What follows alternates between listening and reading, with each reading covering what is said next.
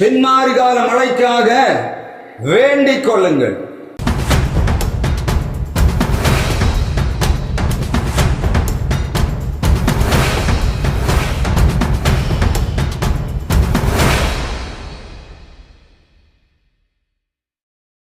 இந்த உபவாச கூடியலை கூடி வந்திருக்கிறவங்களை நமது ஆண்டவரும் இரட்சகரும் வருகிறவரும் ஆகிய இறைமைந்த இயேசு கிறிஸ்து நாமத்திலே வாழ்த்துகிறேன். வாசிக்கலாம். சகரியா தீர்க்க தரிசன புஸ்தகம் 10ஆம் அதிகாரம் 1ஆம் வசனம். பின்மாறி காலத்து மழையை வேண்டிக் கொள்ளுங்கள். உபவாசம் என்று சொன்னால் என்ன? ஆண்டவரோடு தனித்திருப்பது உபவாசம். ஆண்டவரிடத்திலே தன்னை தாழ்த்துவது உபவாசம். தன்னுடைய தேவைகளுக்காக ஆண்டவருடைய சமூகத்திலே பரிந்து பேசுவது உபவாசம். இங்கே ஆண்டவர் உபவாசத்தின் இன்னொரு படியை வைக்கிறதை நாம் பார்க்க முடியும். என்ன கேட்கிறார்? ஆண்டவர் தம்முடைய பிள்ளைகளுக்கு எல்லா நன்மைகளையும் செய்ய முடியும். ஆனால் ஆண்டவர் ஒரு சில காரியங்களை வேதத்திலே சொல்லும் போது அவைகளை நாம் ஏற்றுக்கொள்ள வேண்டிய கட்டாயத்துக்குள்ள இருக்கிறோம். நம்முடைய பிள்ளைகளை ஆண்டவர் உருவாக்குகிறார், சிருஷ்டிக்கிறார், படைத்து எல்லா நன்மைகளையும் தருகிறார். அவருக்கு எல்லாமே தெரியும். ஆனாலும் இங்கே ஆண்டவர் வேதத்திலே அநேக கட்டளைகளை கொடுக்கிறார். காரணம் என்ன? தம்முடைய பிள்ளைகள் அவரோடு எப்போதும் இசைந்திருக்க வேண்டும் என்று ஆண்டவர் விரும்புகிறார். தேவ பிள்ளைகளாகிய நாம் ஆண்டவரோடு இசைந்து வாழுகிற வாழ்வு உண்டு.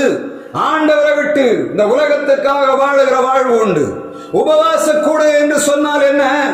ஆண்டவரோடு தனித்திருந்து அவரோடு ஒன்றாகிறது தான் உபவாசம். தேவ ஊழியர்கள் எப்பொழுதும் ஆண்டவரோடு நாம் உலாவுகிறோம். அநேக நேரங்களிலே நம் ஆண்டவரோடு உலாவுவதற்கு நேரம் கிடைக்கிறது. ஆனால் உலக மனிதனுக்கு அது கிடைப்பதில்லை.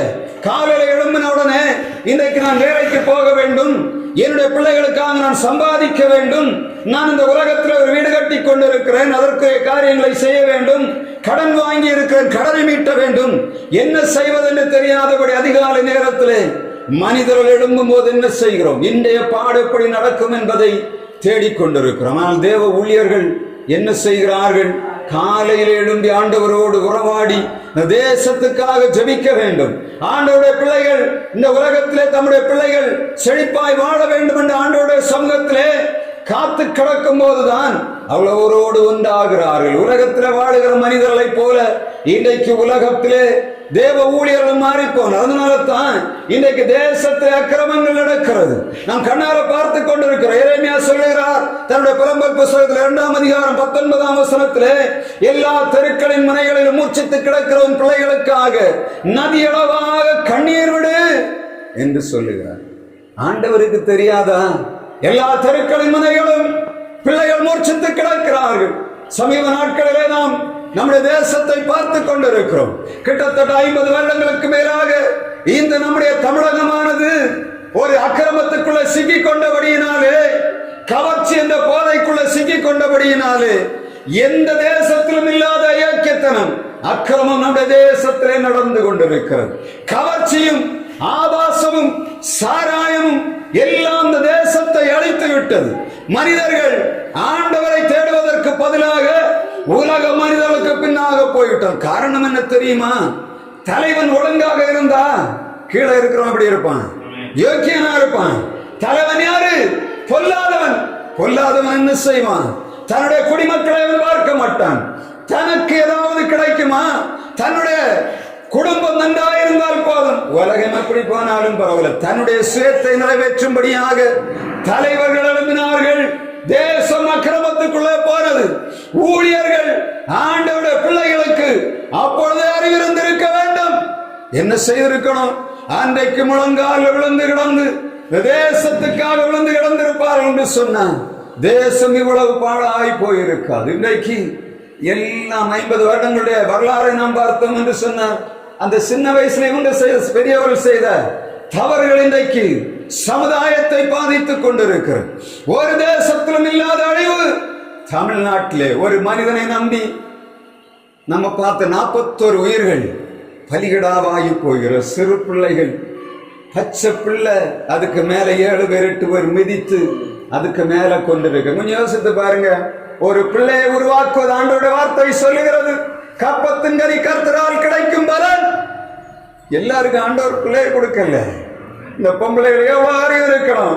ஒரு அயோக்கியனை நம்பி, ஒரு உலக மனிதனை நம்பி தன்னுடைய பிள்ளைகளை எடுத்துக்கொண்டு பட்டினியில போட்டு அதை மிதித்து கொல்லும்படியாக ஒப்பு கொடுத்துற பொம்பளைகளை என்ன பண்ணணும்?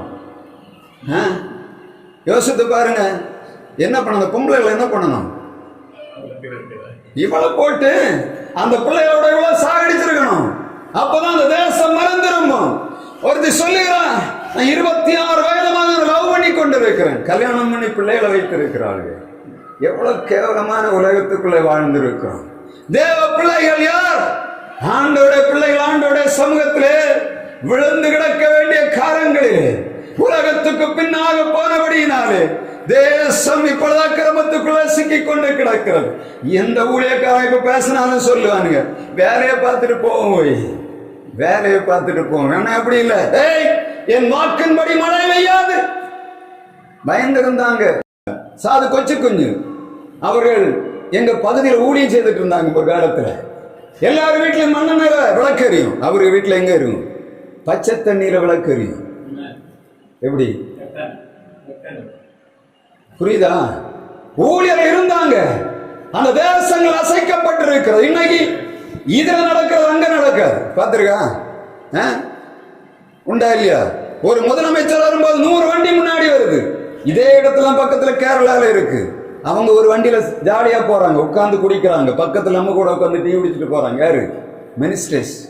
ஏன் இவ்வளவு மாற்றம்? என்ன மாற்றம் வந்தது? ஊழியர்கள் அங்கே கிடந்தார்கள், ஆண்டவருக்காக விழுந்து கிடந்தார்கள்.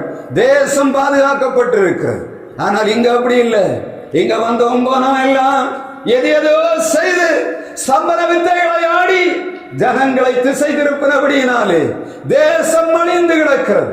கொண்டு வந்த பணத்தை எல்லாம் நீங்க பார்த்தீங்க. ஊழியர்கள் கோடி கோடியா சம்பாதித்து ஏகப்பட்ட சொத்து சேர்த்து வைத்திருக்கிறார்கள். சுவிசேஷத்துக்கு வந்த பணங்கள் சுவிசேஷத்துக்கு செலவு பண்ணப்படவில்லை. ஆண்டவர் கொடுத்த நல்ல நேரங்கள் ஆண்டவருக்காக பயன்படுத்தவில்லை. இஷ்டம் போல வாழ்ந்தார்கள்.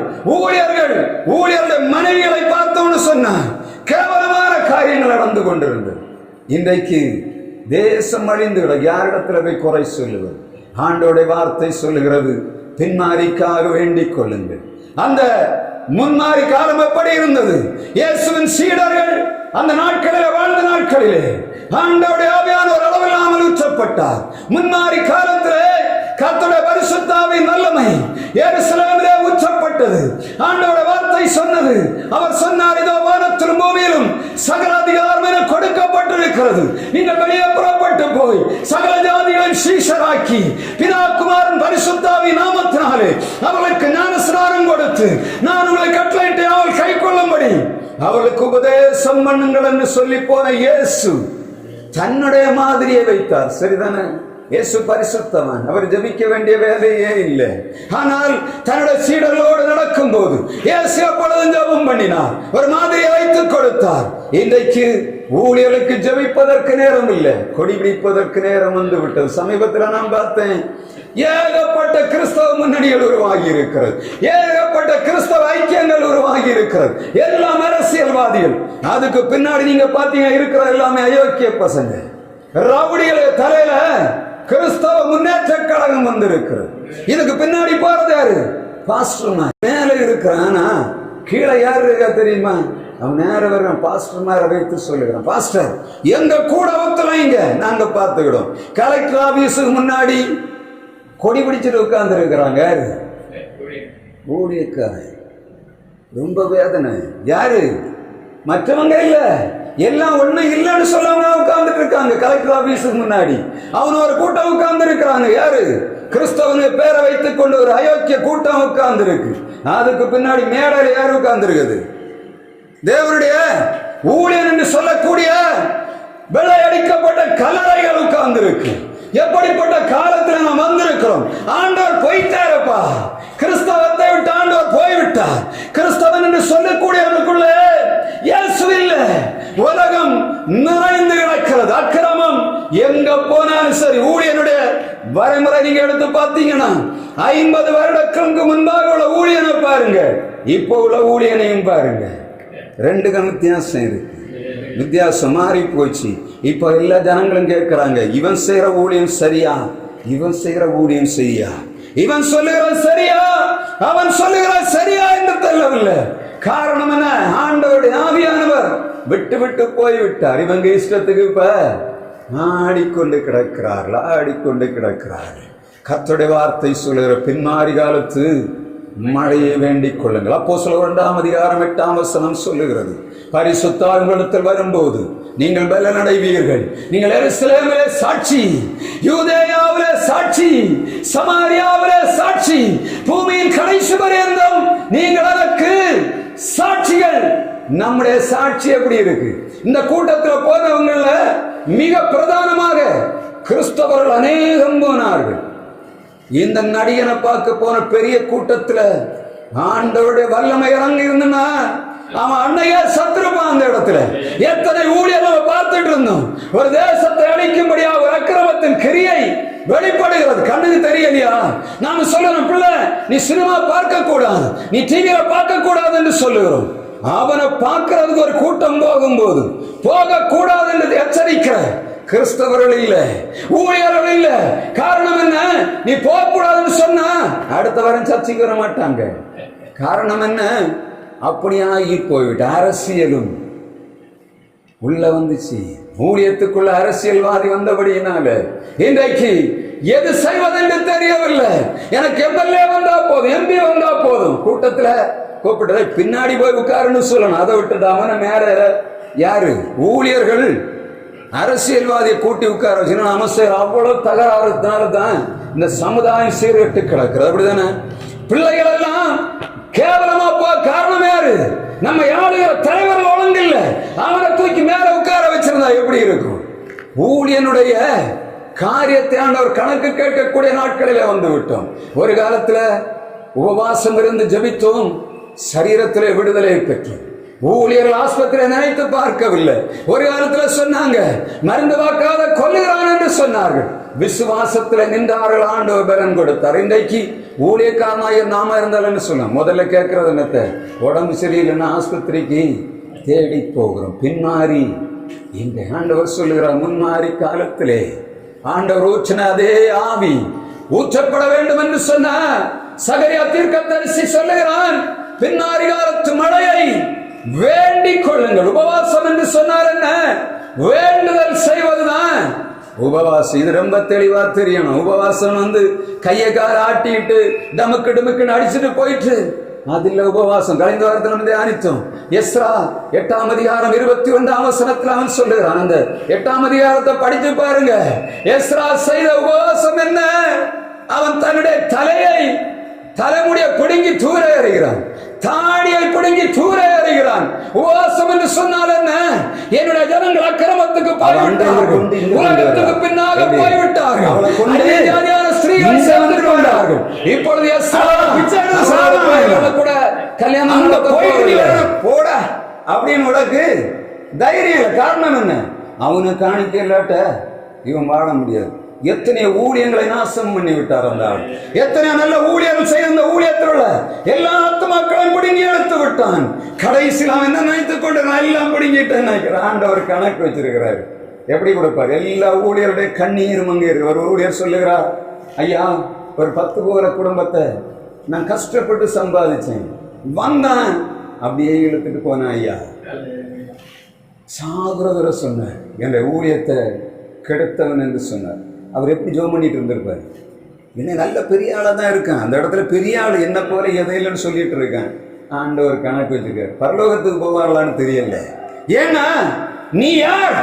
கொஞ்சம் போல மதுவை குடிக்க கொடுத்து அந்த ஜனங்களை வஞ்சித்த மகா பெரிய வேசி சபை என்று சொல்ல பெயர் வைத்திருக்கிறான். வேசித்தனம். வேசித்தனம் என்னத்த? வேசித்தனம் மற்ற மாதிரி பண்ணல. வசனம் தெளிவா சொல்லுது. வெளிப்படுத்தின விசேஷம் 18ஆம் அதிகாரத்திலே ஒரு துன்மார்க்க ஸ்திரீ இருந்தால் எப்படி தான் கொஞ்சம் போல மதுவை குடிக்க கூடாது. மதுன்னா என்ன தெரியுமா? மதுன்னா என்னத்த? மதுன்னா என்னத்த? போதை உருவாக்குறது. போனா என்ன பண்ணுவாங்க? நல்ல இப்ப நீட்டா ஒரு இன்ஸ்ட்ருமெண்ட் அங்க உட்கார்ந்து இருக்கவன் யாரு தெரியுமா? அந்த இன்ஸ்ட்ருமெண்ட் வாசிக்கிறவன் யாரு? உபவாச கூட நடத்துக்கு மியூசிக் டீம் கொண்டு வருகிறாங்க. மியூசி டீம் இருக்கிறவன் யாரு? ரட்சிக்கப்படாதவன். அவனுடைய ஆவி எப்படி இருக்கும்? அவனுடைய ஆவி எங்க கிரியை செய்யும்? அவன் இன்ஸ்ட்ருமெண்ட்ல கிரியை செய்யும். இதுக்கு இந்த ஒரு கூட்டம் ஆடும். அப்ப அது என்ன கூட்டம்? அது என்ன கூட்டம்? அந்த இன்ஸ்ட்ருமெண்ட் போடுறவன், ரட்சிக்கப்படாதவன் போடுகிற இன்ஸ்ட்ருமெண்ட் உங்களை ஆட வைக்கும் என்று சொன்னா என்ன ஆவி உங்கள்கிட்ட இருக்கு? அதே ஆவி இருக்கா இல்லையா? உண்டா இல்லையா? மேடல இருக்கிறவன் அவன் யார் என்ற ரட்சிப்பு இருக்கா என்று பார்க்கணும். இல்லாவிட்டா அந்த ஊழியத்துக்குள்ள கால் வைக்க கூடாது. வச்சா என்ன ஆகும்? உங்க ஆத்துமா இங்க நல்ல டிமுக்கு போகும்போது நல்ல போதை ஏத்தி வீட்டுக்கு வந்தோன்னா அடிதான் நடக்கும். வீட்டில் வந்து பார்த்தா அந்த போதையெல்லாம் கொண்டு வீட்டில் வந்து தீப்பாங்க. ஆம்பளைலாம் அப்படிதான், பொம்பளைலாம் அப்படிதான். கர்த்தருடைய வார்த்தை சொல்லுகிறது, பின்மாறி காலத்து மழையை வேண்டிக் கொள்ளுங்கள். பின்மாறி காலத்துல பரிசுத்த ஆவி வேணும். அப்பதான் தெரியும் இவனை பண்ணுகிறது தவறு, இங்க நாம் போகக்கூடாதுள்ள எண்ணம் வரும். உபவாச கூடுதல வந்திருக்கிற நாம் உண்மையாக நாம் பேசுகிறதுல உங்களுக்கு ஒரு உள்ளத்துக்குள்ள ஒரு எண்ணம் இருக்கும்னா, ஒரு கவலை இருக்கும் என்று சொன்ன இன்னைக்கு நீங்க போய் ஜெபிக்கணும். ஆண்டவரே, என் தேசம் இப்படி ஆகி போய்விட்டது. நான் என் தனி மனிதனுக்காக பேசல, இந்த தேசத்தை பார்த்து கொண்டிருக்கிறேன். ஆண்டவர் எப்பொழுதும் சொல்லுவார், நபர் தேசத்துல குழந்தைகள் சாகும்போது சொல்லுவார். இப்ப பாத்தீங்கன்னா அந்த நான் இதை தொடர்ந்து பேசக்கூடாதுன்னு நினைக்கிறேன். அதை விட்டு வேற ஆரம்பத்துல வேற ஒண்ணுமே வர முடியல. ஏன்னா இது நம்ம கண்ணுக்கு முன்னா இன்னும் அவன் மனம் திரும்பல. அவன் ஒரு வீடியோ போட்டிருக்கான், இன்னும் அதிகமாக தீவிரமாக செயல். முதல் கூட்டத்துல 3 பேர் செத்தாங்க, அடுத்த கூட்டத்துல 6 பேர் செத்தாங்க, 3வது கூட்டத்தில் 41 பேர் செத்து இருக்கிறாங்க. ஆனா இன்னும் தீவிரம். அப்ப எத்தனை பேரை கொல்லுவான்? அரசியல் எதுல கட்டமைக்கிறாங்க பாத்தீங்களா? எதுக்கு மேல? மனிதர்களோட உயிர்களுக்கு மேல. யாது உயிர்? நீங்க கஷ்டப்பட்டு உண்டாக்கி கண்ணீர் விட்டு மாற்றி காலையில் சாயங்காலம் உருவாக்குகிற பிள்ளைகள் போய் கிடக்குது பாரு. ஒருத்தனை தலையில என்ன இல்லை, பைத்தியக்காரனோட கேவலமா இருக்காங்க. அவங்க ட்ரெஸ்ஸஸ் எல்லாம் பாருங்க. இந்த கூட்டத்தை நீங்க கொஞ்சம் பாத்தீங்கன்னா பைத்தியக்காரர்களாக பிசாசான அபிஷேகம் பண்ணி விட்டு இருக்காங்க. அவனுக்கு என்ன தெரியும்? அவனுக்கு இந்த விலையேறப்பட்ட ஆத்துமாக்கள் போகணும். கஷ்டப்பட்டு உண்டாக்கி வைத்திருக்கிற ஆத்துமாக்களை எளிதாக நரகத்துக்கு கொண்டு போகக்கூடிய வழி இது. இது ஜனங்களுக்கு தெரியல. என்ன பண்ணணும்? தேவ பிள்ளைகளாகி நாம் எழும்பணும்னு ஜெபிக்கணும். ஆண்டவரே, என் பிள்ளை எனக்கு பிள்ளை தந்திருக்கிறேன், எனக்கு குடும்பத்தை தந்திருக்கிறேன், என் பிள்ளைகளுடைய வாழ்வுடைய கரத்தில் இருக்கிறது. இந்த மாதிரி பொல்லாத கையில என் பிள்ளை சிக்கிவிடக் கூடாது என்பதில் மிக கவனமாக நீங்க வேண்டுதல் செய்யணும். இல்லாவிட்டா நீங்க பாத்தீங்கன்னா நிறைய ஊழியருடைய பிள்ளைகள் ஒரு ஸ்டேஜ் தாண்டும் போது வழி மாறி போயிரு. காரணம் என்ன தெரியுமா? இந்த உலகத்தோடு நாம் அவர்களை விட்டு விட்டோம். சமீபத்தில் ஒரு தேவ மனிதனுடைய பிள்ளையை பார்த்தேன். அவன் வெட்டி இருக்க தலைமுடி ஸ்டைலை கேட்டேன். அவங்க அம்மாட்ட கேட்டேன், அம்மா இது வார்த்தை வளர்க்க கூட. அவர் என்ன சொன்னா கேட்க மாட்டாங்க, அம்மா சொன்னா கேட்பாங்க. அந்த அம்மா சொல்லுது, ரொம்ப நல்லா இருக்கு பாஸ்டர் அப்படின்னு. ரொம்ப நல்லா இருக்கு. அம்மாவுக்கு அந்த ஸ்டைலை பார்த்த ஒரு ஸ்டைலாக இருக்கு. ஆனால் வெளியே பார்க்குற எனக்கு தெரியும் அந்த ஸ்டைல் சரியில்லை. ஏன்னா நான் ஒரு ஊழியக்காரனாக போகும்போது முதல்ல எதை பார்ப்பாங்க? என்னுடைய பிள்ளைகள் ட்ரெஸ்ஸை பார்ப்பாங்க, என்னுடைய பிள்ளைகள் தலைமுடியை பார்ப்பாங்க, என்னுடைய பிள்ளையுடைய நடைமுறையை பார்ப்பாங்க. எனக்கு அப்போதான் சர்டிஃபிகேட் கொடுப்பாங்க. என்ன கொடுப்பாங்க? அந்த பாஸ்டர் பிள்ளையை பாரு. எனக்கு மகன்கிட்ட சொல்லுவேன், இந்த 10ஆம் கிளாஸ் வரும்போது அவன் இந்த தலைமுடி இப்படி ஒரு ஸ்டைல் வந்தது. அப்போ நான் அவனை கடையில் கூட்டிகிட்டு போயிட்டு அவன்கிட்ட கேட்டேன், மோனே இதை வெட்டிடுமா அப்படின்னு ஃபஸ்ட்டு கேட்குறேன். 10ஆம் கிளாஸ் படிச்சுட்டு இருக்கிற நேரத்தில் இந்த ஸ்டைல் வருது, மோடு அங்கே இங்கே வெட்டி எல்லாம் ஏற்றுறது. அப்போ நான் அவன்கிட்ட சொன்னேன், வெட்டி மனுஷன் பண்ணுவானா அப்படின்னு. எப்போ 10ஆம் கிளாஸ் படி 12ஆம் கிளாஸ் படிச்சுட்டு இருக்கான். அவன் கை அப்படி போகுது. எப்படி? அந்த ஸ்டைலை பார்த்து அந்த பையனை போட்டு போகிறாங்க இல்லை, அந்த வெட்டிகிட்ட கை வைக்கிறான். அவனை கையும் இதே மாதிரி போகிறான்னு பார்த்தேன். இப்போ 2 வருஷத்துக்குள்ளே எவ்வளோ மாற்றம் வருது. அப்போ நான் அது நல்லா இருக்குன்னு சொன்னால் அவன் என்ன பண்ணுவான்? வெட்டுவான். நான் அப்போ சொல்ல மக்கள் அது சரியில்லை, நீ இப்படி வெட்டணும். இப்போ வந்து பார்த்தா நல்ல அப்சலம் மாதிரி தலைமுடி நிறைய நடந்து சில நேரத்தில் வளர்த்திட்டு வருவான். வந்து பார்த்தா என்ன சொல்கிறதுனே தெரியாது. என்ன அம்மா விட்டுருக்கு, பிள்ளை எப்படி இருக்குது அப்சலம். வந்து பார்த்தா அப்படி தான் நல்ல கரலுகள்லாம் இருக்குது, தலைமுடி சின்ன வயசுல இந்த முடியெல்லாம் அப்படியே இருக்குது. அப்போ நான் இப்போ அவன்கிட்ட ஹெல்மெட் வச்சுட்டு போகிறேன். சொல்கிறேன், டேய் தலைமுடி சின்னதாக வெட்டணும்னா உன் தலைமுடி உடைந்து போகும். முதல்ல டேய் வெட்டானா வெட்ட அப்படி சொல்லலை. இப்போ என்ன சொல்கிறேன், ஹெல்மெட்டை நீ வைக்கும்போது உன் தலைமுடி அழகாக ரொம்ப அழகாக இருக்குன்னுட்டுன்னா தலைமுடி உடையும். அப்புறம் உனக்கு சீக்கிரம் பால்டு ஹெட் வந்துடும். வெட்டிடுவேன், நீட்டாக வெட்டி விட்டுருங்க. எப்படி வளர்க்குற முறை எனக்கு தெரியும். நான் அவனை கூட்டிகிட்டு போகும்போது என்ன பார்க்குறவங்க என்ன பண்ணுவாங்க, தகப்பன் பிள்ளைய ஒழுங்கா வளர்த்துருக்கான். இல்லாட்டா என்ன சொல்லுவாங்க? என்ன சொல்லுவாங்க? பாஸ்டர் பிள்ளைய பாரு, வைக்கியத்தை பாருங்க. உண்டா இல்லையா? உண்டா இல்லையா? பாஸ்டர் ஒழுங்கா பிள்ளைய வளர்த்தாம இருந்தா நான் சொல்ற வார்த்தை எங்க மரியாதை இருக்குமா? இருக்காது. முதல்ல என்ன சொல்லுவாங்க? பாவை உம்ம பிள்ளைய பாரு போய் முதல்லன்னு சொல்லுவான். நான் அதில் இருக்குமா என்ன சொல்லணும்? நான் மகன்கிட்ட எப்படி சொல்ல வேண்டிய நான் கெஞ்சி தான் கூத்தாட வேண்டியது. என்ன வந்துட்டான் இல்லை, என்ன தலைக்கிட்ட வந்துட்டான். இப்போ எப்படி பண்ணணும்? அவனுக்கு கொடுக்க வேண்டிய கவுன்சிலிங்க கரெக்டோட நான் அம்மா கொடுக்கறது இல்லை. அம்மா மாதிரி என்ன பண்ணுறாங்க? இந்த உலகத்தில் பார்த்தவங்க இந்த ஏவாளுடைய ஆவி எப்போவுமே அங்கே இருக்கும். காண்ற காட்சி தான் அவங்களுக்கு எப்படி இருக்கும்? எல்லா பிள்ளையும் வெட்டி இருக்கா, ஸ்டைலாக இருக்குது. அப்போ நான் என்ன விட்டுறேன். இது பெரிய போராட்டம் குடும்பங்களில். 2 பிள்ளைகளும் ஊழியத்துக்கு வரல. பாஸ்டர் உபவாசம் ஜபிக்கிறான். இந்த பிள்ளைகள் ஆண்டவர் வச்சு ஊழியத்துக்கு ஒருத்தன் ட்ரைனிங் எடுத்தான். அவன் தான் அந்த மாதிரி ட்ரெஸ்ஸை கட் பண்ணியிருக்கான். நான் சொன்னேன் ஊழியக்காரன் இல்லவா நீ? நான் அவங்க சேலத்தில் இருக்கும்போது அந்த பாஸ்டர் அவருக்கு ஒரு நோய் இருந்தது, அதை சுகமாக்க முடியாது. பெரிய போராட்டம். சரீரத்தில் பலவீனம் அவருக்கு ஒரு மாதிரி ஆயிரும். அப்புறம் ஒரு நாள் நான் எங்களுக்கு இடம் நல்ல தாராளமாக இருந்து அதாவது சென்றுள்ளது. எனக்கு சர்ச்சைக்கு கூட்டிகிட்டு வந்தேன். என்னுடைய மிஷன் வீட்டில் தங்க வச்சு அவருக்கு ஜெபம் பண்ணி சாப்பாடெல்லாம் கொடுத்தேன். நாள் கொஞ்சம் ஃப்ரீ ஆகிட்டேன், விடுதலையானார். அப்போ தான் அந்த பிள்ளைகள் சாப்பாடு எடுத்துகிட்டு வருது. அங்கே அம்மா கொடுத்துருவோம். நான் பார்த்தோன்னு சொன்னேன் என்ன நீ? அப்புறம் பார்த்தா தான் படிச்சிருக்கேன். தலைமுடி எப்படி இருக்குது? அம்மா என்ன சொல்லுது? நல்லா இருக்கு பாஸ்டர். பிள்ளை எப்படி வளரும்? ஊழியக்காரனாக இல்லை, ட்ரைனிங் முடித்தவன், டிடிஹெச் முடித்தவன் ஊழியனாக முடியலை. பெரிய போராட்டம். ஏன்னா நம்முடைய பின்னாடி அந்த பரிசுத்தாவின் என்ன வச்சு இழந்து போனோம். கொஞ்சம் கொஞ்சமாக உலகத்துக்கு பின்னாக போனபடியினால இன்றைக்கு சமுதாயம் சீர்கெட்டு போகிறது. நம்ம இதை பார்க்காம இருந்தோம்னா என்ன ஆகும்? வருங்கால தலைமுறைகள் அடுத்த பிள்ளைகள் எப்படி போகணும்னு தெரியாது. அம்மா மாதிரி இன்னும் இப்போ பரவாயில்ல, இங்கே கொஞ்சம் கரெக்டாக இருக்கு. ஒழுங்கா மெயின்டைன் பண்ணணும் பிள்ளைகள. சரியா சொல்லி கொடுக்கணும். பிள்ளை நீ உலகத்துக்கு ஒத்தவன் இல்லை, ஒன்றை பார்த்து தான் எனக்கு பண்ணுவாங்க. பிள்ளைகளை சின்ன வயசுல இருக்கும்போது சரியாக கரெக்டாக பண்ணணும்னா வளர்ந்த போல. நீங்கள் உலகத்துக்கு பின்னாக பிள்ளை ஆரம்பத்திலே கொண்டு போனீங்கன்னா பிள்ளை என்ன பண்ணும்? கடைசியில் அதோடைய இஷ்டத்துக்கு போகும். நீங்கள் கண்ட்ரோல் பண்ணவே முடியாது. ஆனால் நான் கரெக்டாக வளர்க்கும் போது நான் கண்டிப்பாக அவ்வளோ ஆண்டவரே என்னட்ட தருந்தவரை நான் கரெக்டாக தான் இருந்தது. நீர் நீ பார்த்துக்க சொல்ல முடியல. வெளியே போனவர் என்னன்னு தெரியாது. என் கையை விட்டு போகிற பிறகு என் கையில் இல்லை. ஆனால் நான் இருக்கிறவரை என்ன பண்ணும்? ஒழுங்காலம் உலகத்தின் வேஷத்தில் உங்கள் பிள்ளைகளை விடக்கூடாது. பின்னாடி காலத்து மழைன்னா இப்போ இருக்க தலைமுறை இல்லை. எனக்கு அப்பாவுடைய காலத்தில் நான் சின்ன வயசில் உட்காந்து பேச மாட்டோம். ஆனால் நான் வளர்ந்து வெளியே போயிட்டு வந்தோம். என் அப்பா பக்கத்தில் உட்கார வச்சு பேசுவேன். அது ஒரு அவர் பக்கத்தில் உட்கார முடியும். எனக்கு தாத்தா நாங்கள் வளர்ந்துறவரை இருந்தார். எனக்கு அப்பா அவர் முன்னாடியே போக மாட்டார். எப்போ எனக்கு 2 அண்ணமா இருந்து எனக்கு நல்ல அறிவு வயசு வந்து 15 வயசுல எங்கள் தாத்தா இறக்குறார். எனக்கு அப்பா தாத்தாட்ட போய் ஒரு வார்த்தை பேச முடியாது. அவ்வளவு மரியாதையோட இருந்தாங்க, பயம் இருந்து. இப்போ எப்படி இருக்கு? இனி அடுத்த தலைமுறை எப்படி இருக்கும்? ரொம்ப கவனமா இருக்கணும். அதே மாதிரி இன்னைக்கு பெரிய குழப்பம் என்னன்னா, தாய்மார் தகப்பன பிள்ளைய பக்கத்தில் வச்சே குறை சொல்லுது. எப்போ பார்த்தா நான் இங்கே வைக்கணும் மோசமாக நம்ம அப்பா நான் தெரியல என்னென்னமோ பண்ணுது. பிள்ளைகள் என்ன பண்ணுது அதை பார்த்து வச்சிருக்கு. கொஞ்ச நாள் போகும்போது அப்பாவை வெறுக்க ஆரம்பிச்சு. வளர்ந்தவரை அம்மா இந்த வீட்டுக்கு வர போகணும். புரியுதா இல்லையா? முதல்ல அப்பாவை இவன் அம்மா வளர்த்தி விடுவேன். இந்த அப்பன் சரியில்லை போல இருக்கு. பிள்ளை அம்மா கூட ஒட்டிக்கணும். அது ஒரு ஸ்டேஜ் தாண்டி வெளியே வந்தோன்னு அப்பா ஒன்றும் இல்லாமல் ஆயிடுது. அவன் திரும்ப கொடுப்பான் அம்மா வழி. அப்போ தான் தெரியும். ஏன்னா அவனுக்கு தெரியும் அப்பா ஒதுக்கிட்டோன்னா அம்மா தனி, அப்பா கூட இருந்தா எப்படி ஒன்றும் 2 பேரும் நெருங்க முடியாது. ரொம்ப தெளிவாக புரிஞ்சிடும். அப்போ அம்மா சேர்ந்துருந்த பிள்ளைகளை வளர்த்தா என்ன பண்ணும்? பிள்ளைக்கு பயம் இருக்கும், அப்பா இருக்காரு.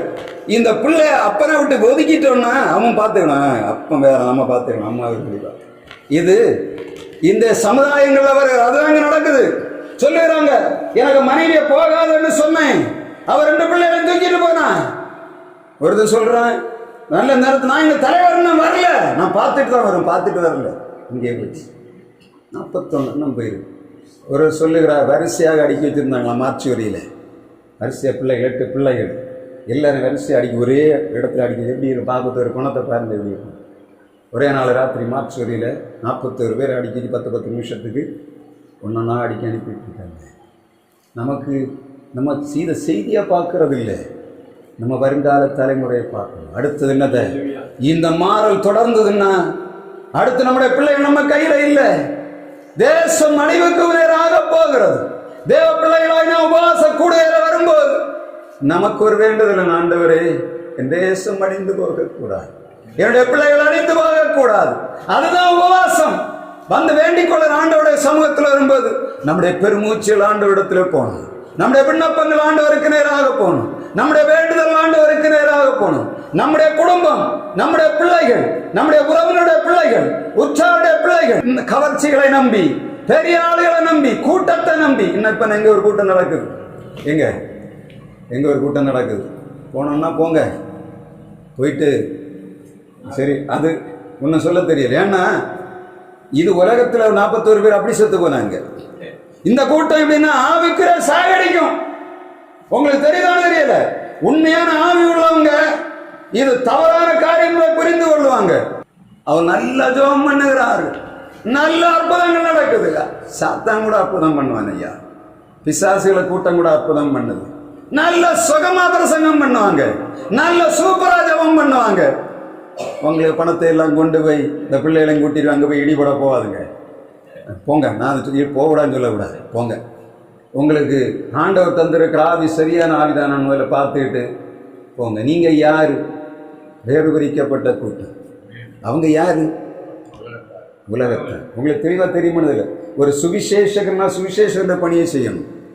அவன் ஊழியக்காரனுடைய பணியை செய்யணும். அவன் தீர்க்கதரிசினா தீர்க்கதரிசிய பணியை செய்யணும். இவ்வளவு ஊழியர் வந்து இருக்கிறான் கன்னியாகுமரி மாவட்டத்தில். இதை தாண்டி வருது அந்த இடத்துல வந்து கூட்டம் நடத்துறோம்னா என்ன அர்த்தம்? அது இப்போ இங்கே இருக்காங்க யாருமா உங்க ஆத்துமாக்களை உத்தரவாதம் பண்ணார். ஊழியக்காரன கதை என்ன? அவன் கொண்டு வர கொஞ்சம் விஷத்தை விதைத்து விட்டு போகும். வந்து பார்த்தா சூப்பர், கடைசியில் எல்லாம் கொண்டு அங்கே கொட்டுவாங்க. 10 வருஷம் அங்கே ஊழியம் பண்ணியிருக்காரு. இப்போ கன்னியாகுமரி மாவட்டத்தில் மொத்த பணம் மாசமா அங்கே போய் என்ன பண்ணுது?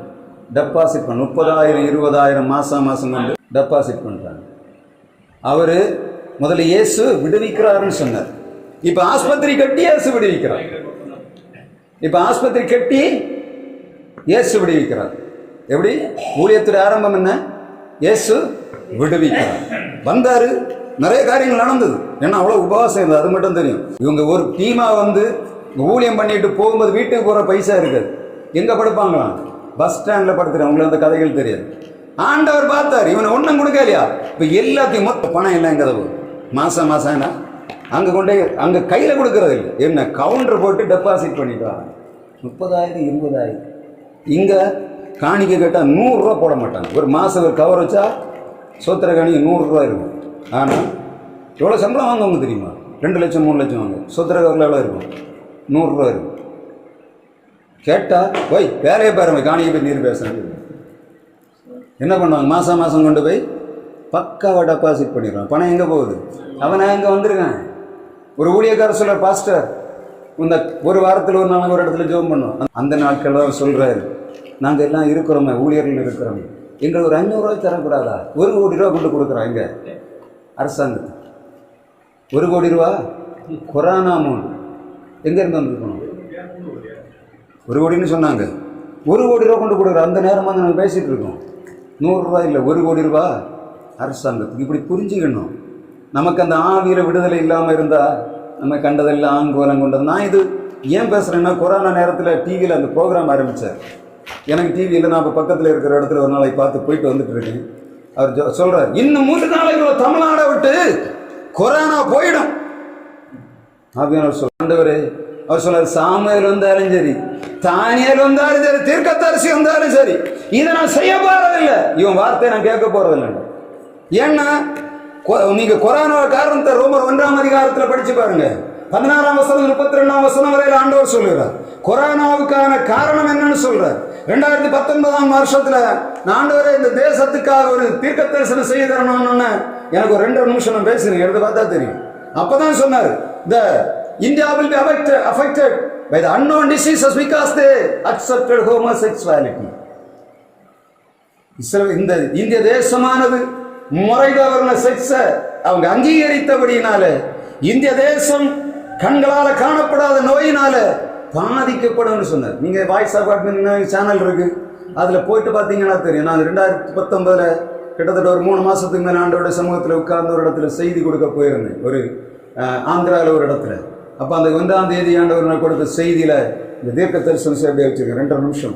உலகத்தின் செய்தி, தேசத்துக்கு ஆண்டவர் செய்ய போகிறது, அரசியலின் மாற்றங்கள் எல்லாவற்றையும் சொல்லிக் கொடுத்தார். அன்னை தான் இந்த வார்த்தை வரும்னே தெரியாது. India will be affected by the unknown diseases because they accepted homosexuality. Accept பண்ணல, பட் மாதிரி முறை தவறுன இந்த உறவுகளுக்கு அவர் வழி வைத்து விட்டார். சட்டமா பாஸ் பண்ணல, சட்டமா பாஸ் பண்ணக்கூடிய அளவில் வந்து இந்திய தேசத்துல ஆண்டவர் பார்த்தார். அதுக்காக என்ன பண்ணார்? கரிசனையா விட்டார். இந்த நேரத்துல அவன் சொல்றான், கொரோனா ஓடிப்போ. எப்படி போகும்? நீ போய் பேசாம மூடிட்டு ஓடி போய்க்கிறன்னு சொன்னார். சுவிசேஷம் அவனுக்கு வேலை செய்யணும். அதுக்கப்புறம் என்ன வேலை? அது சுவிசேஷத்துல கீழ்ப்படியாம இந்த தீர்க்கதரிசிய காலம். அந்த நேரத்தில் அவன் ஜபித்து ஓடணும்னு சொன்னா நான் ஓட அடிச்சேன். வாரம் போறவன் இல்லாம கொரோனா ஓடி போகணும். உங்க இயேசுவும் காது இல்லையா கண்ணு இல்லையான்னு கேட்டாங்க. புரியுதா இல்லையா? தேவனுடைய நாமம் தூஷிக்கப்பட காரணமானவன ஒருத்தம் செய்த தவறுனால எத்தனை பேருடைய பாதிப்பு. நான் பார்த்தீங்களா, அவனுக்கு என்ன தேவை? அவன் நடித்து கொண்டிருந்தான். அவனுக்கு தேவை அவன் ஒழுங்கா நடிச்சுட்டு போயிருந்தான், வேலை தீர்ந்து போயிடுச்சு. இப்போ எங்க இறங்குறேன்? இதே மாதிரி தான் இது கிறிஸ்தவ உலகத்தில் உள்ள நடிகன். இது தெளிவா புரிஞ்சுக்கணும். தெரியாம ஏதோ பண்ணிட்டு காலம் போச்சு. ஆண்டவர் என்ன சொல்லுகிறார்? பின்மாறி மாலத்து மலையை வேண்டிக் கொள்ளுங்கள். இரண்டாவதாக இஸ்ரவேலின் சமாதானத்துக்காக வேண்டிக் கொள்ளுங்கள். இஸ்ரவேலின் சமாதானத்துக்காக வேண்டிக் கொள்ளுங்கள். ஏன் இஸ்ரவேலின் சமாதானத்துக்காக வேண்டிக் கொள்ளணும்? சங்கீதம் 122 அதிகாரம் 6 வசனத்தை முந்தின வசனங்களை வாசித்து பார்த்தோம்னா, ஏன் ஆண்டவர் தன்னுடைய பிள்ளைகளுக்கு இஸ்ரவேலின் சமாதானத்துக்காக வேண்டிக் கொள்ளுங்கள் என்று சொல்லுகிறார் என்று கூறி வாசிங்க. சங்கீதம் 122:6. எருசலேமின் சமாதானத்துக்காக வேண்டிக் கொள்ளுங்கள். சுகித்திருப்பார்களாக. உன் அரங்கத்துக்குள்ளே சமாதானம், உன் அரண்மனைக்குள்ளே சுகமும் இருப்பதாக. இங்கே ஆண்டவர் ஒரு காரியத்தை செய்கிறார். இஸ்ரவேல் ஜனங்களிடத்திலே பார்த்து ஆண்டவர் சொல்லுகிறார், எருசலேமின் சமாதானத்துக்காக வேண்டிக் கொள்ளுங்கள். எழுத்தின் பிரகாரமாக எருசலேமின் சமாதானத்துக்காக நான் வேண்டிக் கொள்ளக்கூடிய காலத்திற்கு அப்படிதானே? என்ன நடக்குது எருசலேம்ல? எருசலேம்ல என்ன நடக்குது யாருக்காவது தெரியுமா? காசாவுக்கும் இஸ்ரவேலுக்கும் யுத்தம் நடந்து கொண்டிருக்கிறது. இப்ப இஸ்ரவேலுக்கு சமாதானத்துக்காக எல்லா தேசங்களும் வந்து கேட்கிறாங்க, நீங்கள் பிணைய கைதிகளாக பிடித்தவர்களிடத்துல கொடுங்க, நாங்க பிணைய கைதிகளாக பிடித்திருக்க உங்கள்ட்ட தாரோம். நம்ம ஒரு முடிவுக்கு கொண்டு வந்து காசாவை நாங்கள் திரும்ப பாலஸ்தீனர்களுக்கு அதே மாதிரி திரும்ப உருவாக்கி கொடுக்கிறோம்னு சொல்றாங்க இஸ்ரவேல். ஆனா இப்ப என்ன சொல்றாங்க தெரியுமா? அதெல்லாம் தர முடியாது, நாங்க விடப்பாகிறது இல்ல. எப்படி? தேசமெல்லாம் ஒரு காலத்தில் எதிர்த்து நின்னாங்க, இந்த ஹமாஸ் எல்லாம் சேர்ந்து நின்னாங்க. இந்த சமாதானத்துக்குரிய காரியங்கள் வந்த உடனே எல்லா தேசங்களும் சொன்ன, ஆமா சரிதான், பாலஸ்தீன சில ஆட்கள் செத்து கொண்டு இருக்கிறாங்க, சமாதானத்துக்கு நேராக வருவோம் என்று சொன்னாங்க. ஆனா இந்த ஹமாஸ் தீவிரவாதம் என்ன சொல்லுகிறது? முடியாது. எப்படி ஆயிடுச்சு? ஜனங்களை அவருடைய கட்டுகளுக்குள்ளே வைத்திருக்கிறாங்க. ஆண்டவர் சொல்லுகிறார், எருசலேமின் சமாதானத்துக்காக வேண்டிக் கொள்ளுங்கள். காரணம் என்ன தெரியுமா? இஸ்ரவேலருக்கு எதிராக ஹமாஸ் தீவிரவாதிகள் திடீரென வந்தார்கள். வந்து என்ன பண்ணாங்க? கிட்டத்தட்ட 4000 பேர் ஒரே நாளுக்கு வந்தாங்க. அது உங்களுக்கு யாராவது ஹிஸ்டரி தெரியுமா? 4200-300 பேர் ஒரே நாள்ல இஸ்ரவேலுக்குள்ள செத்தாங்க. அந்த செய்தி வெளியே வரவில்லை. ஆனா என்ன பண்ணது? பாலஸ்தீன சாகர எல்லாருடைய ரெக்கார்டுகளும் வெளியே வரும். ஏன்னா அவனை போய் நோண்டு நான் விடுவானா? எனக்கு வீட்டுக்குள்ள வந்து என்ன நான் இருக்கிற சும்மா இருக்கிற என்ன சீல்டு நான் விடுவேனா? அதுதான் இப்ப நடக்குது. இப்ப என்ன பண்ணிருக்காங்க? அவங்க நினைத்தாங்க நாங்க பெரிய கூட்டத்தோட இருக்கணும். ஆண்டவர் அவர்கள் என்ன பண்ணாரு?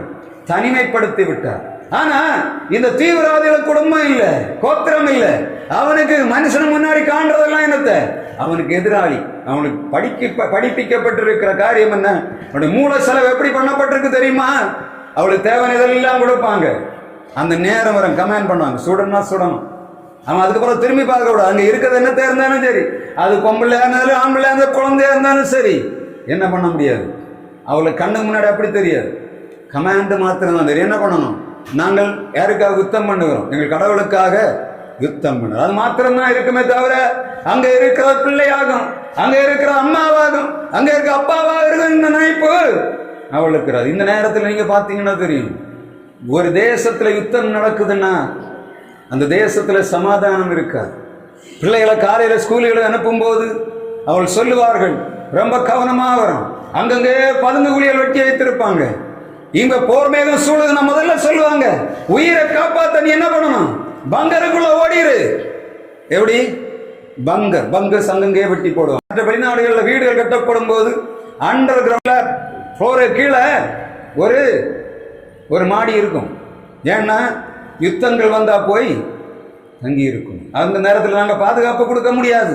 யுத்தம் வந்து என்ன பண்ணுவாங்க, இந்த பீரங்கி எல்லாம் வந்து மேல் பக்கத்தை எல்லாம் காலி பண்ணிடும். உள்ள இருந்தா பாதுகாப்பு இருக்கணும். அரசாங்கம் அவங்களுக்கு வீடு கட்டும் போது அந்த அனுமதியோட இருந்தாதான் வீடு கட்ட அனுமதி கொடுப்பாங்க. ஸ்வீடன்ல அடியில அண்டர் கிரவுண்ட்ல முழுசா ஒரு வீடு எல்லா வீட்லயும் இருக்கும், அடியில வைத்திருப்பாங்க. அதுக்கு மேலதான் வீடுகள் கட்டி இருப்பாங்க. அடியில தங்கக்கூடிய வாய்ப்பை உருவாக்கி வைத்து விட்டு. காரணம் என்ன, யுத்தம் வரும்போது தப்பிப்பதற்கு வழி இல்லை. என்ன செய்யணும், பதுங்கு குழிகள் வேணும், அப்பதான் தப்பிக்க முடியும் என்று சொல்லி நம்ம ஸ்ரீலங்கா யுத்தத்தை நீங்க பாத்தீங்கன்னா தெரியும். கண்களுக்கு முன்பாக நடந்து அங்க எல்லா இடங்களிலும் பார்த்தா பிள்ளைகள் படுங்கக்கூடிய எல்லா வீடுகளுக்கு பக்கத்திலையும் பங்க சொட்டி வைத்திருப்பாங்க. இதையும் தாண்டி கொண்டு போத்து தகர்த்தார்கள். அதிலே பார்த்தீங்கன்னா பிள்ளைகள் அழுது கொண்டு இருக்கிறது. வசனம் சொல்லா தெருக்களின் முனைகளிலும் மூர்ச்சித்து கிடக்கிறவன் பிள்ளைகளுக்காக நதியளவாக கண்ணீரோடு. அதுதான் உபவாசம். உபவாசம் என்னது, நம்மளை இஷ்டம் போல வாழுவதில்லை. கிடைக்கிற நேரத்தில் நம்ம ஆண்டவருடைய சமூகத்தில் உட்கார்ந்து தேசத்தின் சமாதானத்துக்காக வேண்டிக் கொள்ளணும். அப்படிதானே, நம்முடைய பிள்ளைகளுடைய சமாதானத்துக்காக வேண்டிக் கொள்ளணும். மூன்றாவதாக மத்தேயு 9ஆம் அதிகாரம் 38ஆம் வசனத்திலே நான் முடிக்கும்படியாக விரும்புகிறேன். மத்தேயு 9ஆம் அதிகாரம் 38ஆம் வசனம் சொல்லுகிறது, வேலையாட்களை ஆண்டவர் அறுப்புக்கு அனுப்பும்படியாக வேண்டிக் கொள்ளுங்கள். தேசத்தில் எதற்காக சுவிசேஷம் விதைக்கப்படுகிறது, அறுவடை மிகுதி ஆட்களோ கொஞ்சம். அப்படிதானே, உண்டா இல்லையா? இன்றைக்கு ஊழியத்துக்கு ஆட்கள் இல்லை. காரணம் என்ன தெரியுமா, ஊழியம் பண்ணணும் யாருக்குமே எண்ணம் இல்லை. ஊழியர்களும் தன்னுடைய பிள்ளைகளை என்ன பண்ணுகிறாங்க, ஊழியத்துக்கு படிப்பிக்கல. காரணம் என்ன, பயங்கர போராட்டம், சோதனை, அவமானம், கண்ணி, குறைவு, உபத்திரவங்கள் எல்லாம் இருக்குது. எனவே என் பிள்ளை நாம் பட்ட கஷ்டத்தை படக்கூடாது அப்படின்னு சொல்லி ஊழியர் கூட தங்கள் பிள்ளைகளை என்ன பண்ணுகிறாங்க, ஊழியத்துக்கு விடவில்லை. அடுத்து இன்னொரு கூட்டம் இருக்கு, எல்லாத்தையும் சம்பாதித்து வைக்கிற கூட்டம் என்ன பண்ணுது, பிள்ளைகளை ஊழியத்துக்கான. அவங்க என்ன பண்ணுவாங்க, அரசியல் அங்கே நடக்கும். இப்ப ரெண்டு கூட்டம் இருக்கு. ஆண்டவர் சொல்லுகிறார், எஜமான் என்ன பண்ண, அறுப்பு வேலையாட்கள் இல்ல, நீங்கள் வேலையாட்களை அனுப்பும்படியாக வேண்டிக் கொள்ளுங்கள் என்று சொன்ன. தேசத்துல ஊழியர்கள் அநேகம் எழும்பி இருக்கிறாங்க. ஆனா ஆண்டவருடைய அறுவடை செய்வதற்கான ஊழியர்கள் இல்லை. தங்களுக்காக இருக்கிறவர்கள், தங்களுக்காக எல்லாவற்றை செய்கிற ஜனங்கள் பெருத்து விட்டார். ஊழியக்காரன் சொன்ன என்ன பண்ணணும், இன்றைக்கு இயேசுடைய சிலுவை சுமப்பதற்காக எந்த ஊழியனும் இல்லை. ஆண்டவர் யூதருக்கு ராஜா தான். அப்படிதானே, யூதருக்கு ராஜா தானே. அவருடைய சிரசிலே வைக்கப்பட்டிருந்த கிரீடம் என்ன கிரீடம், நம்ம சொல்லணும், பாட்டு பாடுறோம். ஆண்டவர் என்ன பண்ண போகிறார், பவுலப்போஸ்தலன் சொல்லுகிறார், நல்ல போராட்டத்தை போராடினேன், ஓட்டத்தை முடித்தேன், விசுவாசத்தை காத்துக்கொண்டேன், இது முதல் நீதியின் கிரீடம் எனக்காக வைக்கப்பட்டிருக்கிறன்னு சொல்லுகிறார். நம்ம எல்லாருக்குமே என்ன கிரீடம் தேவை, நல்ல கிரீடம் தேவை. ராஜான்னு போது ராஜாவுடைய பொற்கிரீடம் வேணும். ஆனா இந்த ராஜா எதை வைத்திருக்கிறார், முள்முடி என்ற கிரீடத்தை வைத்தவராய் போனார். ஆண்டவர் ராஜாவாக இருந்தார். அவர் மற்ற ஜனங்களை அடிமை கொள்ளவில்லை. அப்படிதானே, உலகத்து ராஜாவுக்கும் இயேசு ராஜாவுக்கும் வித்தியாசம் உண்டு. இந்த உலகத்தில் இப்பொழுது என்னன்னா, ஊழியக்காரர்கள் சொல்லுகிறார்கள், ராஜரீக ஆசாரிய கூட்டம், நாங்கள் தேவனுடைய பிள்ளைகள், எனவே வேறு பிரிக்கப்பட்ட எப்படி இருக்கணும், நான் ராஜாவாக இருக்கணும், நான் ஆசாரியனா இருக்கணும், எனக்கு ஆடிகார் வேணும், நான் அப்படிதான் போகணும். ஏன்னா வேலையை முடிச்சேன்னா என்ன பண்ணணும், சொகுசா போய் தூங்கணும், நல்லா சாப்பிடணும், அப்புறம் என்ன பண்ணணும், அமைதியா நல்ல சுகமா தூங்கணும். சிறுவேது இல்லை. இயேசு என்ன பண்ணுகிறார், பகல் முழுது பண்ணுகிறார் உபதேசம், இரவுல என்ன பண்ணுகிறார், மலையில போய் ஜெபம் பண்ணி கொண்டு கிடந்தார். அதிகாலையில வருகிறார், உபதேசம் பண்ணும்படியாக ஆலயத்துக்கு வருகிறார். அதிகாலையில ஜனங்கள் எல்லாரும் இயேசுவிடத்தில் வருகிறார். இரவு முழுவதும் ஜெபம், பகல் முழுவதும் சுவிசேஷ ஊழியம், காலையில சபையில பிரசங்கம். இதுதான் தேசராஜாவுடைய சீடன். ஆனா இப்ப என்ன நடக்குது? இரவு முழுவதும் தூங்குகிறோம், எல்லாம் நல்ல சாப்பாடு. ஊழியர்கள் சொல்லுகிறார்கள், இப்போ உள்ள ஊழியர்லாம் பார்த்தா ரொம்ப கஷ்டமா இருக்கு. என்ன சொல்லுகிறான்? ஒருத்தன் சொல்லுகிறான், நாங்க நடக்கணும், என்ன பண்ணணும்? நீங்க உங்க களத்துல எல்லாம் வாரி போடணும். இதுவரை எல்லாரும் பக்கெட்ல போச்சு, நாங்க இனி என்ன பண்ண போறோம்? பெரிய அண்டா வைக்க போறோம். உங்க களத்துல காதல எல்லாம் மாறி போட்டு இருப்பாங்க. வெறும் வெளியே வந்து பார்த்தா அதை பண்ற என்ன பண்றான்னு பார்த்தா அவரு சொகுசா வாழ்ந்து. ஊழியர்லாம் சொல்லுகிறாங்க, அவங்க கையில இருக்கிற போனே 2-3 லட்சம் ரூபாய் இருக்கணும். ஒரு ஊழியக்காரர் ப்ரெசென்ட் பண்ணிருக்காரு, அவருக்கு ஒரு போன், ஒரு ஊழியக்காரன் ஐபோன் எதை பண்ணாராம், அதை பெருசா எடுத்து அவருக்கு அங்க வந்தவருக்கு ப்ரெசென்ட் பண்ணி அதை கொடுக்கு. அவன் தான் அவனை கெடுத்தான். நீங்க பாத்தீங்கன்னா அந்த மூட்டும் ஒரு யாசாமி இவனை கெடுத்து போட்டான். அவன் என்ன பண்ணான்? ஊழியக்காரன் மரியாதை என்ன அவனுக்கு கத்து விடல, அவன் ஒழுங்கு இல்லை. இவன் என்ன பண்ணுவான்? இவன் உலகத்தை எல்லாம் மேய்ச்சி அது ஒரு இந்த நடிகன். இந்த 3 நடிகர்களை நீங்க பாத்தீங்கன்னா தெரியும். அவன் யாரு? சினிமா நடிகன். இவன் யாரு? உபதேச நடிகன். இவன் யாரு? பாட்டு நடிகன், டான்ஸ் நடிகன் ஒருத்தவன்.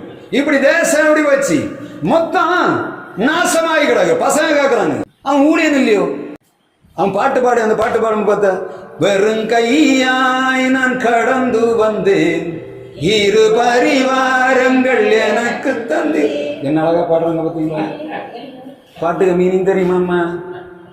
அவன் சொல்லுகிறான், நான் என் அப்பா வீடை விட்டு தனியா போனேன், இப்ப எப்படி வரேன்? 2 பரிவாரங்களோட வரேன். எனக்கு அந்த பாட்டு வந்த நாட்களே தெரிந்தது. எல்லா சர்ச்சிலையும் பாட ஆரம்பித்துட்டாங்க. நான் பார்த்தேன், என்னடா பைத்தியக்கார மாதிரி பாட்டு பாடுறோம், வசனத்தை பார்த்துட்டு பாடுறாங்களா பாஸ்டர் மாதிரி, உபவாசம் கூட பாடம். வெறும் கையாய் நான் கடந்து வந்தேன், 2 பரிவாரங்கள். அப்ப நான் உடனே கேட்டேன், நான் நினைச்சேன் மோசமா போகுது. அப்புறம் நிறைய ஊழியர்கிட்ட சொன்னேன், பாஸ்டர் தப்பான பாட்டு அது 2 பரிவாரம் என்னத்தை 2 கொண்டாட்டி பெருங்கூட்டம் 2 பரிவாரத்தோட வரான். அப்ப அன்னைய அவன் பாட்டுல என்னாச்சு? இதை நம்ம பாடிட்டு இருக்கோம். சாத்தா நம்ம ரொம்ப சுகமா, அவனுக்கு பயங்கர சந்தோஷம். பாட்டு சூப்பர் பாட்டு இல்லையா? பாட்டு எவ்வளவு ஃபேமஸ் ஆயிடுச்சு. அதுக்கு பிறகுதான் பார்த்தேன், இங்க எவன்டான்னு பார்த்தா நான் அப்பவே நினைச்சேன் தப்பான ரூட்ல போகுது. எனக்கு வீட்லயும் டிவிலாம் பாடும்போது பையன் பாருவான், அந்த பாட்டுகள் போடும். நான் பார்த்த உடனே கொண்டு கட் பண்ணுவேன். எனக்கு தெரியல, நமக்கு தெரியும் இந்த மாதிரி கூட்டங்கள் எல்லாம் நம்மளை காரியம் பண்ண வந்திருக்குன்னு.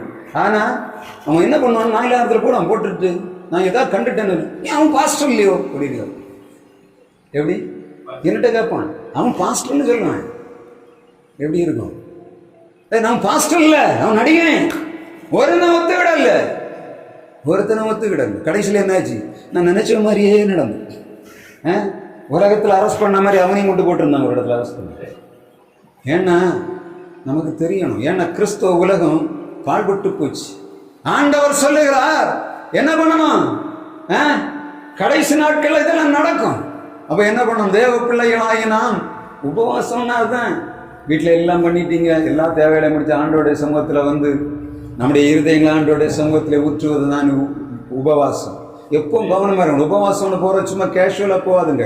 உங்க தேவைகளை எடுத்துட்டு போங்க, உங்க குடும்ப தேவைகளை எடுத்துட்டு போங்க, உங்கள் சுற்றி இருக்கிற ஜனங்களுடைய தேவைகளை எடுத்துட்டு போங்க ஆண்டோடைய சமூகத்துல.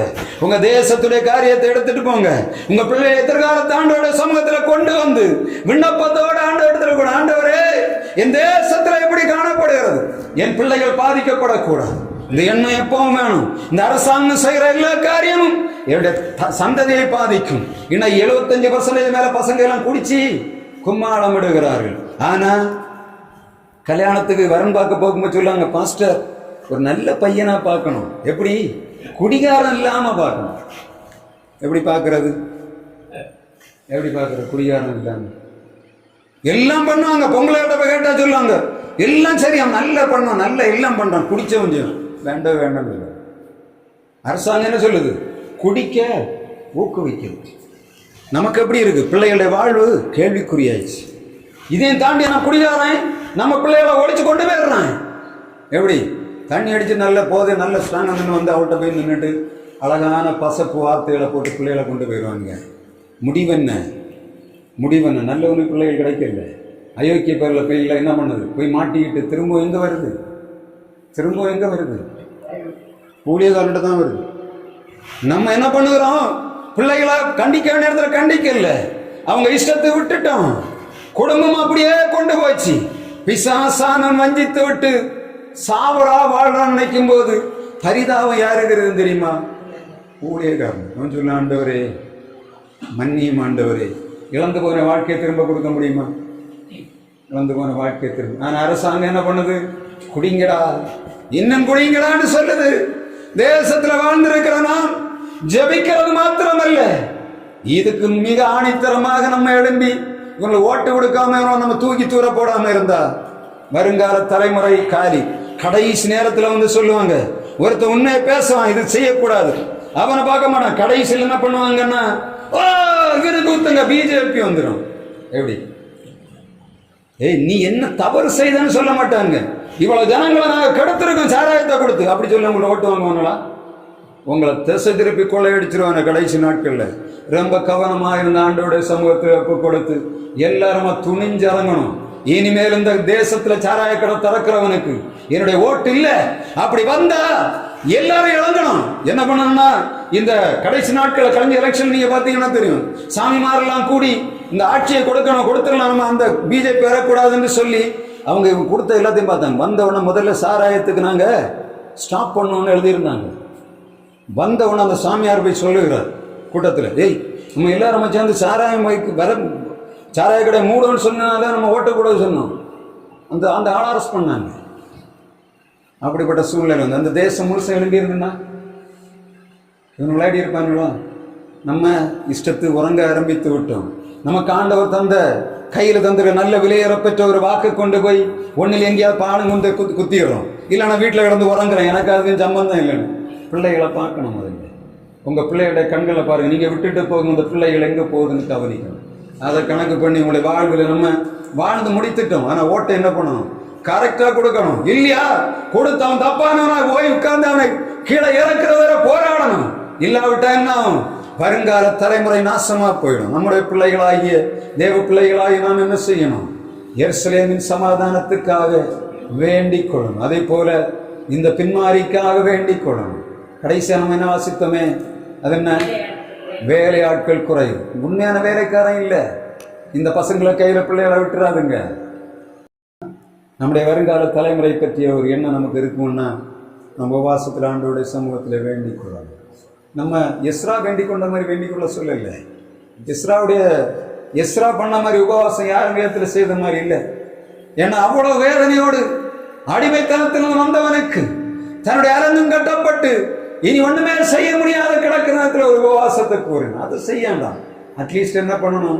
நம்முடைய தலைமுறைகளுக்காக, நம்முடைய தேசத்தின் எழுப்புதலுக்காக, பின்னாரிக்காக, நம்முடைய வருங்கால தலைமுறைகளுக்காக ஜெபிக்கணும். ஞாயிற்றுக்கிழமை ஆராதனையில ஆட்கள் இல்லை. பிள்ளைகளை எங்க போனாங்க? எங்க போயிருக்காங்க? எல்லா பிள்ளைகளையும் ஞாயிற்றுக்கிழமை தான் என்ன பண்ணுகிறான்? டியூஷன். ஞாயிற்றுக்கிழமை தான் கராத்தே கிளாஸ், ஞாயிற்றுக்கிழமை ஹிந்தி கிளாஸ், ஞாயிற்றுக்கிழமை எல்லா கிளாஸ். நான் போய் சொல்லுகிறேன், ஞாயிற்றுக்கிழமை பிள்ளைகளை எங்க கையில கொடுங்க ஐயா, வருங்கால நாசமா போச்சு. அதெல்லாம் இல்ல வாஸ்டர், அந்த பிள்ளை அதை பண்ணுது இதை பண்ணுது. கடைசியில் எப்படி இருக்கும்? ஒரு ஸ்டேஜ் தாண்டி வரும்போது ஊழியருடைய வார்த்தையை கனம் பண்ணுற பிள்ளைகள் ஆசீர்வாதமா இருக்கும். சமாதானம், பிள்ளைகளுடைய சமாதானத்துக்கு நம்ம தான் காரணமா மாறணும். உபவாச கூடையில் வரும்போது அழுகையோட ஆண்டவருடைய சமூகத்துல வரணும், விண்ணப்பத்தோடு வரணும், கண்ணீரோடு வரணும். ஆண்டவரே எங்களுக்கு ஏதாவது செய்யணும்னு வரணும். நம்ம வேண்டிக் கொள்ளும் போது ஆண்டவர் கிரியை செய்வார். நம்ம விட்டுட்டோம்னா என்ன ஆகும்? எல்லாமே தகர்ந்துவோம். அதனால நமக்குள்ளே நம்முடைய குடும்பத்தை பற்றிய எண்ணம், நம்முடைய தேசத்தை பற்றிய எண்ணம், நம்முடைய ஆலயத்தை பற்றிய எண்ணம், நம்முடைய ஊழியர்களை பற்றிய எண்ணம், நம்முடைய ஊழியத்தை பற்றிய எண்ணம் நமக்கு காணப்படும் போது கர்த்தர் நம்மை ஆசீர்வதிப்பார். நம்முடைய விண்ணப்பங்கள் ஆண்டவருக்கு நேராக வரும். அதுதான் உண்மையான உபவாசம். ஏசாயா 88ஆம் அதிகாரத்தில் அநேக காரியத்தை சொல்லுகிறார். இன்றைக்கு ஆண்டவர் கொடுத்த வார்த்தை, வேண்டிக் கொள்ளுங்கள். உங்களுக்காக, இவைகளுக்காக, எருசலேமின் சமாதானத்துக்காக வேண்டிக் கொள்ளுங்கள், பின்னாரி மலைக்காக வேண்டிக் கொள்ளுங்கள்.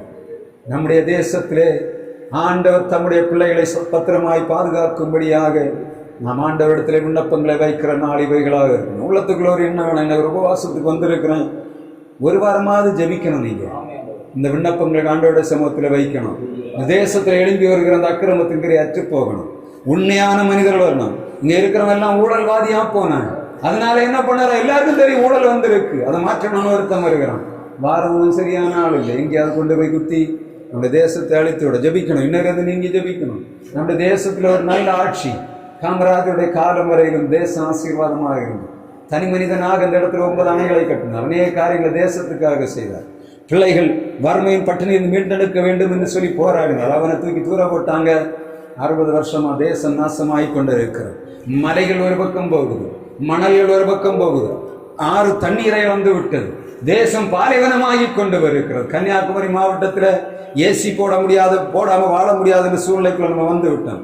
பாலைவனம் உருவாகிறது. எனவே தேசத்தில் அக்கிரமத்தின் கிரியை அகற்றப்படணும். இந்த ஜனங்கள் எழும்பி வருகிறவர்கள் யாரும் பொல்லாதவர்களின் தேசத்தை ஆளக்கூடாது. இந்த எல்லா காரியத்தையும் மனதில் வைத்து நம்முடைய பிள்ளைகளை கையில் எடுக்கணும். ஆண்டவரை கையில் கொடுத்து, ஆண்டவரே நீர் என கொடுத்திருக்கிற என்னுடைய பிள்ளை அநியாய மாசத்துக்கு போகக்கூடாது. என் பிள்ளைகளுடைய மரணத்தை நான் பார்க்கக்கூடாது. என்னுடைய பிள்ளைகள் என்ன அடக்க முடியும் சாகும். அந்த எண்ணம் இருக்கணும். அந்த எண்ணம் ஒவ்வொருவருக்கும் இருக்கணும். நம்முடைய பிள்ளைகளை ஆண்டவர் பத்திரமா பாதுகாப்பார்.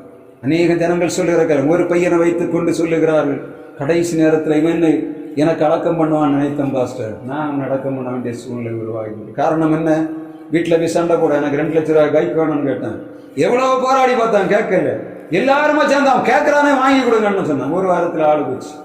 வந்து சொல்லுகிறார். அது பிறகு வாங்கி கொடுங்கன்னு யாரும் வந்து ஆறுதல் படுத்துக்காரு. ஊழியர்கள் கேட்கறது சொல்றது கேட்கறது இல்லை, தகப்பன் சொல்லுறது கேட்கறது. கீழ்ப்படியாமை பெருத்து விட்டது. நம்ம ஒரு வார்த்தையும் செய்ய முடியாது. ஆண்டவரே நம்முடைய விண்ணப்பங்களை வேண்டுதலை ஆண்டவர் கேட்பார். நம்முடைய முழங்கால்களுக்கு பதில் உண்டு, நம்முடைய கண்ணீர்களுக்கு பதில் உண்டு. நம்முடைய கண்ணீர்கள் ஆண்டவர் துருத்தியில வைக்கப்படணும். நம்முடைய முழங்கால்களில இருக்கக்கூடிய எல்லா விதமான அவயங்களும் சொல்லணும். இவர்களுக்காக விழுந்து கிடந்தார்கள். ஒரு ஊழியருடைய செய்தியை நான் பார்த்தேன். அவருடைய அனுபவ சாட்சியை படித்து பார்த்தேன். அவருடைய காலில் விழுந்து முழங்கால ஜெபம் பண்ண அந்த பொறுக்கை இலக்கி தனியாக வைத்திருக்கிறார்கள். தனக்கு பையன்கிட்ட காட்டி கொடுத்தார். அதை பார்த்தியா? வந்த ஊழியர்களிடத்தெல்லாம் சொல்லுவார், அதை பாருங்க, என் காலில் இருந்து விழுந்த முழங்கால் இருந்து விழுந்த அந்த பொறுக்கை கலத்தி எடுத்து வச்சிருக்கிறார். பத்திரமா பாதுகாப்பு. ஒரு ஜப வீரன் 40 வருடங்கள் சென்னையில் ஊழியம் பண்ணார். அந்த ஊழியத்தில் தான் நானே இருந்தேன். அதனால எவ்வளோ தைரியமா பேச முடியுது. எல்லா உபத்திரவங்களையும் மத்தியும் குகைகளின் மத்தியிலும் வாழ்ந்தவன். அந்த ஊழியத்தில் போனதுனால தெரியும் அந்த ஊழியம் எவ்வளவு கஷ்டப்படும். நான் அதை ஊழியம் செய்திருக்கிறேன். இந்த ஞாயிற்றுக்கிழமைகளை நாங்கள் வெளியே போய் ஊழியம் செய்திருக்கோம். அதனால விண்ணப்பம் பண்ணல ஒரு காலம் ஆண்டவர் கைவிடவில்லை. அவருடைய தலைமுறைகள் ஆண்டவரை ஊழியம் செய்கிறார்கள். இன்றைய நவநாகரிக ஊழியர்களாய் மாறி போனார்கள்.